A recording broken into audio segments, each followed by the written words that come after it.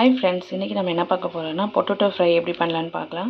அதுக்கு தேவையான பொருட்கள்லாம் நான் எடுத்து வச்சுருக்கேன். இஞ்சி பூண்டு பேஸ்ட்டு, கருவேப்பிலை, சால்ட்டு, பெருங்காயம், மஞ்சள் தூள், கொஞ்சம் சீரகம் இதெல்லாம் எடுத்து வச்சுருக்கேன். இப்போ பொட்டேட்டோ இந்த மாதிரி சின்ன சின்னதாக கட் பண்ணி எடுத்து வச்சுருக்கேன். இப்போ பேனில் ஆயில் சேர்த்துக்கிட்டேன். இப்போ கடுகு மிளகு போட்டுக்கலாம்.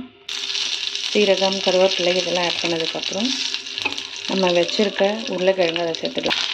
உருளைக்கிழங்கு சேர்த்த பிறகு இஞ்சி பூண்டு பேஸ்ட் ஆட் பண்ணிக்கலாம். இப்போ நம்ம வச்சுருக்க மசாலா எல்லாத்தையும் இதில் நம்ம சேர்த்து ஆட் பண்ணிக்கலாம்.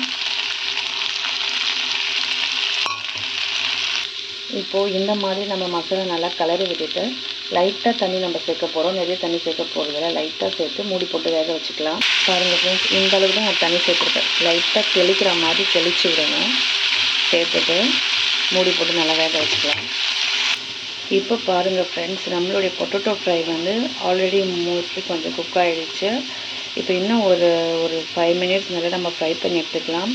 உங்களுக்கு ஆயில் வேணும் அப்படின்னா கொஞ்சம் தீர மாதிரி இருந்ததுன்னா நீங்கள் லைட்டாக ஆயில் சேர்த்து நல்லா அதை குக் பண்ணி எடுத்துக்கோங்க.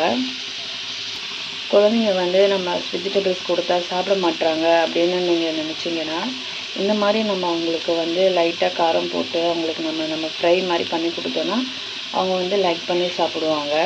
இதனால் குழந்தைங்க வெஜிடபிள்ஸ் நம்மளால் சாப்பிட வைக்க முடியும். அதனால் இந்த மாதிரி நீங்கள் செஞ்சு கொடுங்க.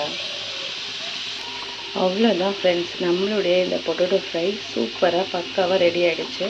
பாருங்கள், கொஞ்சம் கூட அதில் தண்ணி எதுவுமே இல்லை, நல்லா ட்ரை ஆகி இந்த மாதிரி நமக்கு வந்திருக்கு. நமக்கு பொட்டேட்டோவும் நல்லா வெந்திருக்கு. இப்போ நம்ம ஸ்டவ்வை ஆஃப் பண்ணிக்கலாம். ஆஃப் பண்ணி நம்ம சர்வ் பண்ணிடலாம்.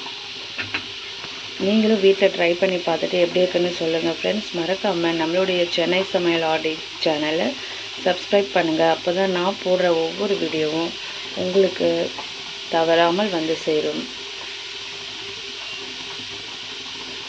Thank you friends.